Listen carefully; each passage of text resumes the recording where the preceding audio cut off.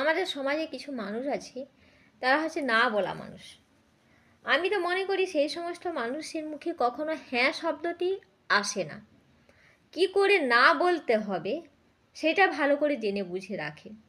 হ্যাঁ, এটা করো না, এটা ভালো না, এই জিনিসটা ভালো নয় বোধ হয়, জানো এটা করা উচিত নয়, এইভাবে বলে। যেমন হয়তো তুমি একটা ব্যবসা শুরু করবে, সে যদি শুনতে পায় বা জানতে পারে যে তুমি একটা ব্যবসা শুরু করেছো, তখন সে মুখে জানো এখন না ব্যবসায় খুব একটা লাভ হয় না, ব্যবসাটায় শুধু ক্ষতি হয় আর লোকসান। জানো তো এখন কম্পিটিশান মার্কেট, আর ব্যবসা দাঁড়াতে খুব কষ্ট, সব থেকে বেটার না ব্যবসা করাই ভালো। এই রকম মানে মানুষগুলো শুধু পিছনে হতাশা ভাবে কীভাবে নিচের দিকে নামিয়ে রাখবে সেই দিকটা ভালো করেই জানা আছে। সেই জন্য আমি আমার থেকে বলছি যে তুমি জীবনে যাই করো, যদি তুমি মনে করো যে ভালো, তাহলে তুমি অবশ্যই সেই পথটা বেছে নাও এবং তুমি সামনের দিকে এগিয়ে চলো।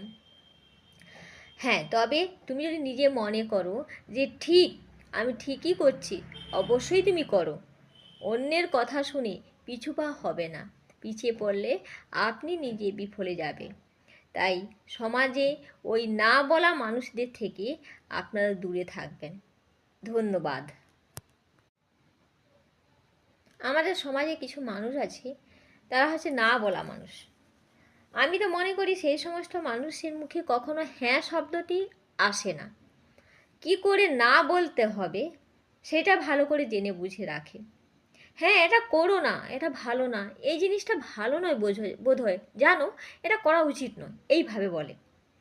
যেমন হয়তো তুমি একটা ব্যবসা শুরু করবে, সে যদি শুনতে পায় বা জানতে পারে যে তুমি একটা ব্যবসা শুরু করেছো, তখন সে মুখে জানো এখন না ব্যবসায় খুব একটা লাভ হয় না, ব্যবসাটায় শুধু ক্ষতি হয় আর লোকসান।